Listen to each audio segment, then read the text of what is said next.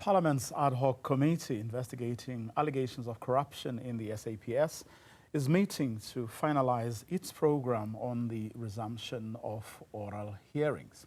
The committee is also expected to receive a report on cases against forensic investigator Paul O'Sullivan. During KZN Police Commissioner Nhlanhla Mkhwanazi's appearance before the committee last year, he testified that some operations by the Independent Police Investigative Directorate were planned and coordinated at O'Sullivan's house, claims the forensic investigator denies. O'Sullivan is on the list of witnesses expected to testify before the committee. Let's unpack this further with senior researcher at the Dullah Omar Institute, Dr Jean Redpath. A very good afternoon to you, Doc. Thank you very much for your time. About 6 names were discussed today at that ad hoc committee. Let's start with Paul O'Sullivan. No doubt a person of interest for both the ad hoc committee and, of course, the Nhlanhla Commission. Yes, obviously he's been mentioned in both instances. My understanding, however, is that he is not currently in the country and may not be available to give evidence in person. So it remains to be seen if the ad hoc committee pursues going ahead now, whether he will give testimony in person. He has also apparently raised concerns around his safety if he is to give evidence in person. The other name, of course, is that of Lieutenant General Khumalo, who is the head of crime intelligence. Again, no surprises there. Yes, obviously what is of some concern is that he is currently facing charges in court. And so it becomes a bit difficult if Parliament were to directly address any of the facts that relate to those charges in court. So it will be interesting to see how they manage this questioning. An interesting one, Robert McBride. Robert McBride has been a pivotal figure in South Africa for many years. And I think, yeah, it will be, to hear from him will obviously help us to figure out some of the dynamics that have been going on. His role in the Independent Policing Investigative Directorate over many years, by all accounts, he was quite good in that role at the time. And it's unclear exactly the ambit of the questioning of the committee. Now, you know, I'm a little bit uncomfortable with the committee's very focus on the detail of matters. The role of Parliament is to write legislation and to exert oversight and to put in place transparency and other measures. So, you know, the focus on the detail, which lies more in the ambit of the Nhlanhla Commission, is a little bit concerning, and one hopes that ultimately Parliament will turn its attention to transparency, to how SAPS reports, to the legislation, particularly around crime intelligence, which is very much lacking, and not spend so much time on the intricacies and the specifics of individual instances. Of course, I mean, there are a couple of other names. I mean, Julius Mkhwanazi, who is the former Ekurhuleni Metro Police Chief, as well as Brown Mkhwanazi, who has been linked to the whole disbandment of the PKTT. But what I want us to talk about as well is your organization is among several that have actually made inputs. You've sent some you've made some written submissions, and some of you will, of course, be called to make oral submissions. Take us through very briefly, if you will, your submission to the ad hoc committee, which it says it has already received. Yes, so our concern is with the broader picture of accountability and transparency for the police, particularly around the expenditure of the South African Police Service. If you look at the budgets of the South African Police Service since 2018, there's a very large allocation of around 9 billion, which the way it is presented in the budget looks like it relates to only 8 people. This obviously cannot be true that individuals are earning that amount of money. So that requires some sort of clarification. If you also look at the annual reports of the SAPS, you can find no mention of the political killings task team, nor of the precise expenditure on any other task teams in the South African Police Service. Now, given that so much money was spent on the political task teams and other task teams, one would expect that that would be clearly put before Parliament, that there would be transparency around that, so that Parliament can exert oversight and so that the government of the day can see whether its priorities are being followed or not. If you add up, for example, the authorizations around the political killings task team, it comes to around 500 million. So that is a significant expenditure, especially in a climate where SAPS routinely say they do not have enough detectives, they do not have enough money to put petrol in vehicles, etc., etc. So the expenditure of money is a real determinant of the performance of the South African Police Service, and having it spent in the correct way and in a transparent way where Parliament can see that the priorities of the day are being followed or not is really, really a crucial part of our submission. We really want clarity on that 8 billion, and we want clarity on the expenditure of all the task teams of the SAPS. Then we also question the blanket claims at the time of the success of the task team, and we contrast it with a similar intervention during the time of MEC Kachali and Gauteng, where there was particular focus on prosecutions and around aggravated robbery, and that actually had a multiplier effect in that violence in general in Gauteng was reduced. When we look at by contrast, what happened under the 6 years of the task team, violence in KwaZulu-Natal actually got worse. And so we question whether that expenditure can be shown to have had a broader impact beyond the particular cases in which the task team was involved. So we question that, and we ask that Parliament look more broadly, so not just into the particularities of this particular task team and the incidences which have been raised, but on the broader picture of what is our police service spending its money on? Is that appropriate in the context of limited finance? And is it giving our people the best value for money? Are we getting safer, or are we not getting safer as a result of that expenditure?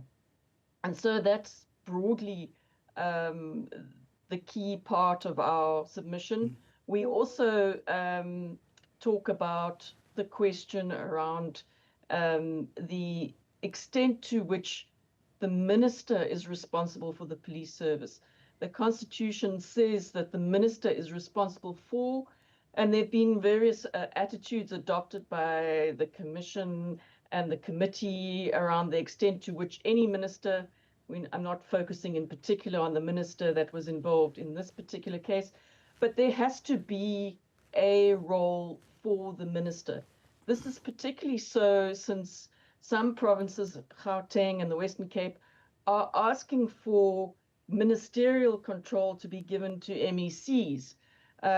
Now, if they have no ability to direct priorities, to direct spending, then that kind of devolution of power will be meaningless. So it's very important for the committee to think clearly about where the line of political interference and appropriate political prioritization and strategy falls. Now, obviously, it is inappropriate for a minister to say, arrest this person, pursue this case, shoot at these protesters, etc., etc. That's obviously stepping over the line of ministerial accountability. But ministers are responsible for the priorities of the government of the day and for ensuring those are carried out. And this is usually expressed in budgets and expenditure. So Parliament needs to take that into account when it reviews all of the evidence around what has transpired in all of the evidence that it has heard. Let's then take, the first and third points or issues that you are raising together, namely accountability and transparency, as well as the extent to which, as you just said, the minister gets involved in policing. It's important to perhaps remind our viewers that this is one of the issues of money and accountability. This is one of the, or at least one category that the minister has cited as his reasons for disbanding the PKTT. And I don't think a lot of people will argue against the need for accountability and transparency.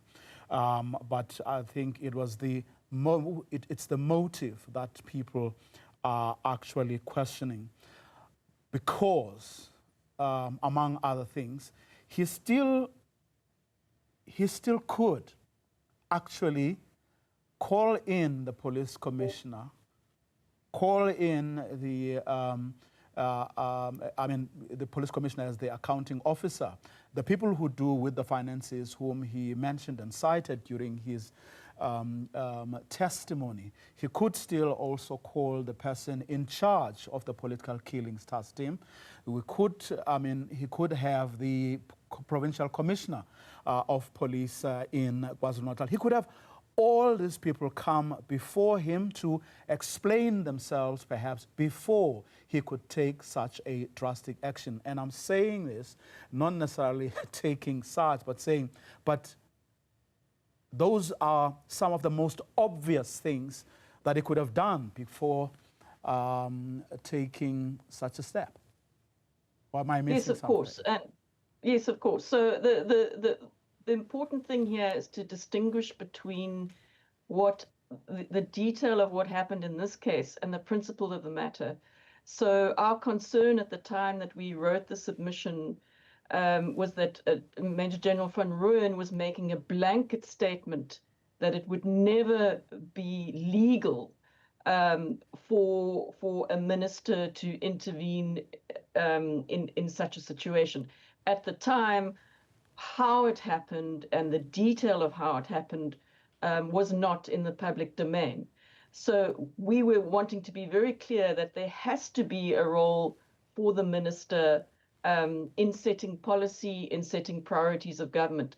The detail of what happened in this instance obviously influences how it is viewed, whether it was viewed as appropriate or not. But the blanket statement that a minister may never intervene in such a way is open to discussion. It's not something that is it has to turn on the facts of the particular case. So subsequently, we heard that there was little consultation, etc., etc., etc. Our submission was made in October, and we had very little information around what happened. So we would be very concerned if the current minister, Minister Kachalia, were not able, for example, to direct the priorities of the police now. for example, I was involved in a case around the allocation of police resources in the Western Cape, and there was a court order which said that SAPS must allocate more resources to the high murder rate gang hit areas. Now, this has not happened. Now, the minister and SAPS were respondents in this matter, and to his credit, the current minister, Minister Kachalia, has taken this up and is proceeding with a process to get SAPS to consult and start to come to a new way of distributing resources. So that is entirely appropriate. So for us, it's around the principle of the matter. Yes, there are instances where a minister can intervene around the priorities of the government of the day and the allocation of resources, and it very much turns on the facts of the particular case. So what we are against is a blanket ruling out of that sort of intervention. Speaking of blanket somethings, the blanket claims of successes of the PKTT, which you cite as another concern that you have. And again, I doubt you'll have many people, opposing that or having an issue with that, because those do indeed need to be made clear. They need to be explored. But where I have a bit of a challenge is where you then talk about the broader impact that the PKTT's work may have had to have beyond its perhaps narrow work. I mean, would that be, or should that be, a prerequisite for the effectiveness and the efficacy of any such unit? No, so it's not a prerequisite for deciding on effectiveness. It's a consideration that must be taken into account when deciding on the magnitude of expenditure. When we're talking about R500 million, it's a lot of money, and that may be justified if there is a broader effect. But it may feel like too much money when it has a very limited effect or helps a very limited number of people. So it's a factor that has to be taken into account. And we know that some police interventions have been very successful, as I've alluded to, the Gauteng aggravated robbery strategy, which, and here is an important point, involved partnerships with other entities, and in particular the prosecuting authority. And I think even General Mkhwanazi has alluded to the fact that of the frustration with the prosecuting authority and the slowness of the cases, et cetera, et cetera. So I have great sympathy with the idea that it is not altogether just the police's responsibility for cases to be prosecuted. That is true. However, we have to be evaluating in some sort of fashion what we spend, where, and ideally you would want government to say what its priorities are. Now, this government may well say, our priority is politicians and politicians' families, and we're going to stand by our expenditure of this magnitude because we think it is very important, and we do not feel that it needs to have a broader impact. As the government of the day, they can do that. But then they must be clear and transparent about that is what they are doing. Ideally, you would want expenditures to be helping the most people possible if you want to have the greatest utility. But of course, it is open to a democratic government to make other decisions, but to be clear and transparent about what it is they are doing.